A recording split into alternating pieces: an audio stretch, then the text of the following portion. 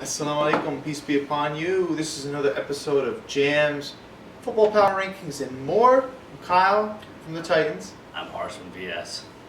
And today, we'll talk about the semifinals. But before we do that, how about we talk about the quarterfinals? Absolutely. So, what do we got? Well, you saw this first game. It was Saturday, Code Red versus Hurricanes. Yeah, I saw part of this game, so I came at the very end. I noticed the atmosphere is a little tense, and I'm hearing the chirping on the field, and it looks like, you can tell it's late in the game, it looks like it's the Hurricanes that are one driving down the field. And I'm thinking to myself, well, if the Hurricanes are winning as I anticipated them to be, why wouldn't they just take a knee or whatever? No, they were driving down with a sense of urgency, and they needed to score a touchdown. What happened was Code Red, with about a minute left in the game or so, maybe 2 minutes, probably not even, they drove down. They were losing 0-6. They scored a touchdown with about 20-some seconds left, and they scored the 1-point conversion. They went up 7-6. Hurricanes gets the ball. They're driving. They run like a little screen pass or something to 27, I believe his name's Kevin Scholl. He gets out of bounds, smart play, clock stops. And Hurricanes has a chance for about 2 plays. The last play of the game, they throw up a pass to Randy Varbalo, and he catches it. Nice high points the ball, catches it with his hand, but he is too far beyond the end zone. He's out of bounds. Game over. 7-6 Code Red. Big upset. They shoved it in our faces because we were getting on them how they had 4 wins by the score of 7-6 this season, and they made it In 5 wins. typical Code Red fashion. Typical Code Red fashion. They go out and beat the defending champs 7-6. So, yeah, quite a very interesting game to say the least. I still think they only had like 10 or 11 guys this week. They only had, when I got there, about 2-3 guys on the sideline at most. So, So, impressive win by Code Red. Probably the biggest upset. Yeah, definitely the biggest upset. No, I don't think anyone really had them picked for winning this game. no, not at all. Alright. So, the second game of Saturday was Dime City versus Knights, and quite possibly the craziest and greatest game I've ever witnessed in JAMS football history. Yeah, and we know that there's been some other good ones. I think there was another 4 or 5 overtime game last year with, I believe it was Union and some other team in the first round. Might have been VS, if I'm not mistaken. Yeah, they were the first round. Yeah. So not to say that there haven't been other games that have gone on really long, but this one, it was just back and forth, punch for punch. You know, and how did this game start off? Do you want to tell us how this game started off? Well, I came a little bit late, but it was 4 minutes left in the second half, and the Knights were up 12-0. So after I believe, no, it was a punt, right? It was a kickoff. Oh, it was a kickoff. So on the ensuing kickoff after touchdown, they kick it right to Michael Gordon? Michael Gordon. Yeah, Michael Gordon, probably one of the most electrifying players in the league. He returns to the house. Yep. So Followed his blocks, and once you knew he got in the open, you're like, it's over. This is the star running back, number 2, if you don't know who we're talking about by name. And, well, after that, Knights kind of seemed, they were kind of scared. So, after, I think, 3 and out or so, oh no, they got 1 first down, they punt the ball. Dime City drives down and scores to tie the game up. And Dime City had a chance to take the lead, put the game to bed. They did not convert on the 1-point or 2-point conversion. I think it was a 1-pointer that they went for. Didn't get it. Game goes into overtime. Those of you who are watching, never been in a JAMS overtime game, basically it's kind of like college. Each team gets a chance to possess the ball. They start at the 15-yard line, get a chance to score a touchdown. And then this is basically where the fireworks happen. They both start off, I don't know if it was Dime City or Knights who had the ball first, but Gordon ends up scoring a touchdown, I believe, on a tipped ball. Yeah. He's out of receiver. He scores on a tipped ball. And I can't remember all the touchdowns, but basically it's punch for punch. The Knights, they score as well in the first overtime. Second overtime, I believe that might have been when there was no score, if I'm not mistaken. It was either the second or the third overtime. I think they scored in each and every single overtime. I think there was one where neither of them scored. I'm not positive about that. But anyway, do you want to talk about some of the big miscues in overtime? Well, one of the biggest things that happened, the Knights could have won this game 2 or 3 times, and they both happened on extra point attempts. There was one play where Josh Gordon was out of bounds. The second play where Fifi caught the extra point attempt, but he caught out of bounds as well. Yeah. So again, just the same, and this is the same exact end zone as where Randy Barbalow was too far out of bounds. Basically, Afifi, when he get Muhammad Afifi, the running back for the Knights, he catches it and he's too far out of bounds. And he had a lot of room actually to stay in bounds, but he probably didn't even notice the line because it wasn't really that clear. And Gordon, there was speculation that if he caught it, he would have been out of bounds. I don't think so, personally. But we'll see what the tape says. Either way, he dropped it. So either way, hit him pretty much right in the chest, and he dropped it. But it was certainly a disappointing, very disappointing drop for them. And there was also a miscue by Dime City.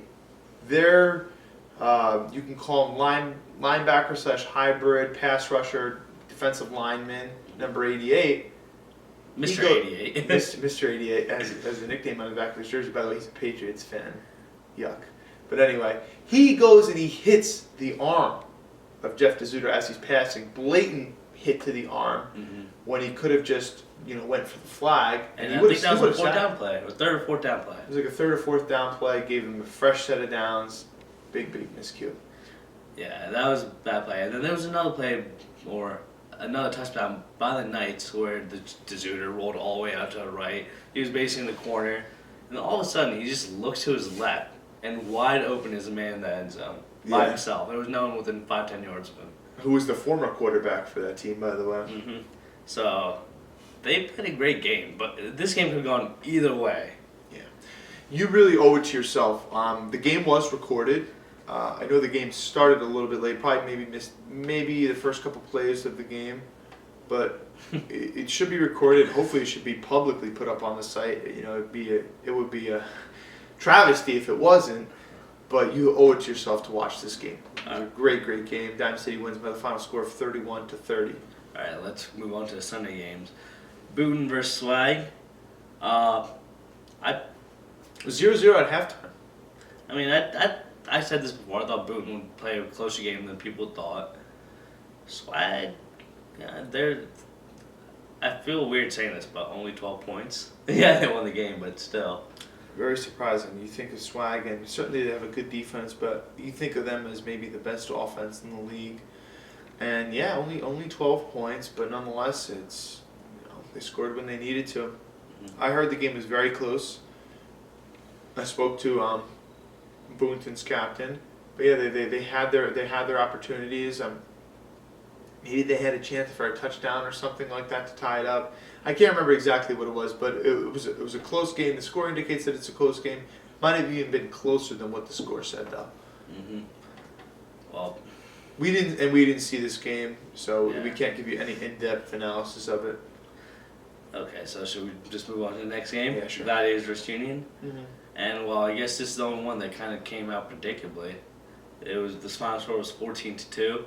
So that means the Union gave up a safety. So Gladiators really didn't even score any of their own points. Yeah.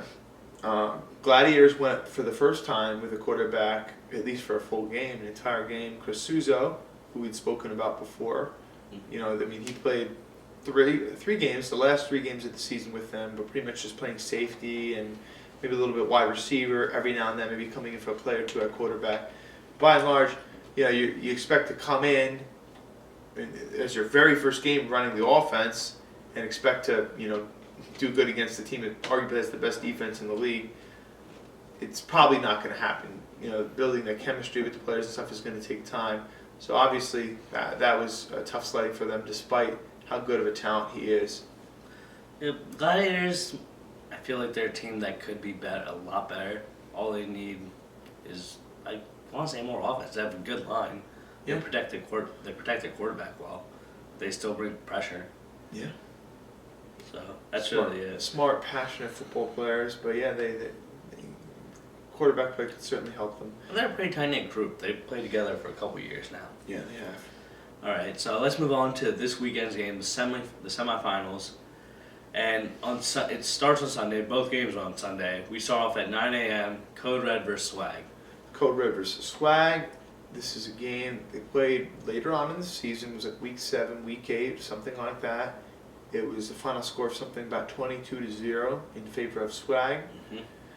I don't anticipate seeing the same type of score this week. I do expect Swag to win, but I think it'll be close. I'm thinking maybe a 1-score game. What do you think the score would be? I think Code Red consistently puts up 1 touchdown, so I'm thinking about 14-7 Swag.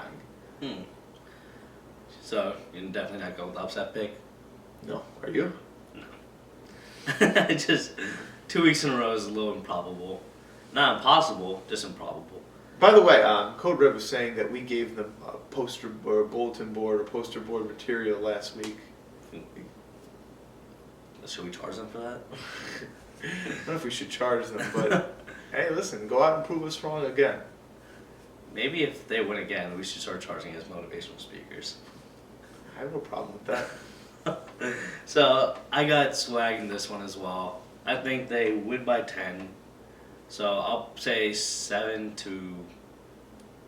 I'm gonna say by 18 actually. 7 to 18. 7 to 18.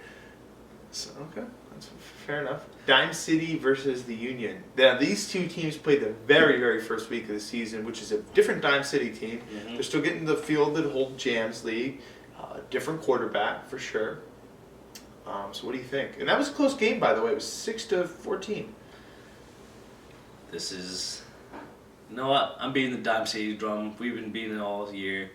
I like them in the upset. I think their offensive and defensive line are better than Union. And once again, you said this on Saturday. Mike Gordon might be the best player in the league with the ball in his hands. Oh yeah, I firmly believe that. So, I think their talent beats out the Union. Yeah, I've never seen so many, it's one thing if it's like tackle football where you got to bring the guy to the ground, but in a league like this where, and by the way, there was we were having a conversation about how there are certain flags that you have to pull them off and they pop and stuff. These flags are not, they're easier to pull off than that. And one of the things that Sammy Shaban was saying that is those popping flags, it gives a huge advantage to the skilled players. Now, Michael Gordon, could you imagine him with flags like that, or if there was a tackle, game? I mean, tackle and flag. I think no matter what, this kid's nearly untouchable in the open field. You have to gang tackle him. That's what I'm saying. And the thing is so many teams get holding penalties on him because he's so shifty. He's so low to the ground. Yeah. They just never can grab his flag properly. So they're grabbing his shirt and stuff. And and it's not like he's hiding it. So he even tied his jersey up at one point. So it's not like he's trying to cheat or anything like that. So it's just, I've never seen in a flag league where all you got to do is grab the flag. So many people continuously miss. So, I think Dime City, he's a real X factor for them. But I think Union will be able to keep it in check.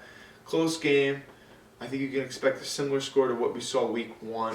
Even though the game will be played a little bit differently, I think the Union will go out and win this one. Final score? I'm gonna go with the same exact score that we saw, 6-14. That's the final score. All right, I'll go with the 6-14 score, but actually no, that's a bit too low. I'll go 14-12 Dime City. 14-12 Dime City. Wow. So I really want to see an upset. So you're predicting Swag versus Dime City for the championship, whereas Swag versus the Union for the championship. I don't want to see the Union. The Hurricanes are already out of the championship, or out of the playoffs. I don't want to see the Union play the Hurricane, I want to see that, but that's not going to happen. So, well, listen, if your prediction holds true, we will see a new champion. Because neither Swag nor Dime City has won it before, so that would certainly be a very interesting one because JAMS has been going for how many years now? Six full years, and it's either been Union or Hurricanes. No one else has won it, correct? No, I don't think the other teams were. Oh, Gladiators, I think, won it one year. No, Gladiators was in the final versus Hurricanes, but they didn't win it. We've seen Boonton in the finals last year, but they didn't win it. So I'm pretty sure it's 3 championships to Boonton, 2 to Hurricanes. Union? Huh? The first one was Union, 3 to Union. I know Union has 3. Yeah, they're going for the 4th. and I know Hurricanes has 2. So is this might be the 6th year then? But anyway, we're not JAMS historians to say the least. So we have our picks. Next week is the final. Is next week or the week after? I know James likes to does some like weird stuff around the holidays. Who knows, man? I have no idea. We didn't even find out the schedule for these games until a day or 2 ago. So I don't think we'll really know anytime soon. But anyway, it's certainly going to be interesting. Whenever it's played, I know that I'll want to be there to watch the game. Are you gonna be at the games this week? There's Sunday, so it might be a little bit difficult. I certainly want to be there. We'll see. I think it probably will be. Oh, actually, we'll see. Yeah, if it was Saturday, I'd definitely be there for sure, but we'll see. All right, with that being said, another episode of JAMS Football Power Rankings and more, much more. Playoff coverage now. Kyle. I'm Haarris from VS. And we will see you next week, inshallah, God willing. Assalamu